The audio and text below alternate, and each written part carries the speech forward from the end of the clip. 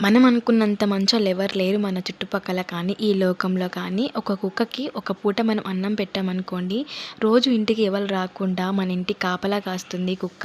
అన్నం తిన్నందుకు దాని విశ్వాసం చూపిస్తది. కానీ మనుషులు అలా కాదు. కుక్కలకున్న విశ్వాసం కూడా మనుషులకు లేదు.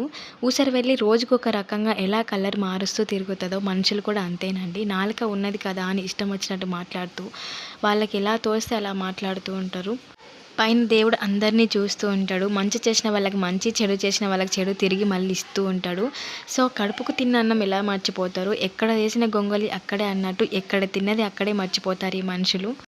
ఈ విషయంలో మీరేమంటారో కామెంట్ సెక్షన్‌లో కామెంట్ చేయండి. సో, ఇక్కడైతే మా ఆయన లంచ్ బాక్స్ కోసం నేనైతే చిక్కుడుగాయ ఫ్రై అయితే ప్రిపేర్ చేస్తున్నాను. సో, మార్నింగ్ లేట్ అయితదనేసి ఇంకా నైటే 11:00 వరకు ఇవన్నీ తుంచి పెట్టుకున్నాను. సో, సింపుల్‌గా చిక్కుడుగాయ ఫ్రై అయితే చేశాను. లాస్ట్‌లో కొంచెం కొత్తిమీర యాడ్ చేసుకున్నాను. సో, వీడియో గనుక నచ్చితే లైక్ చేయండి.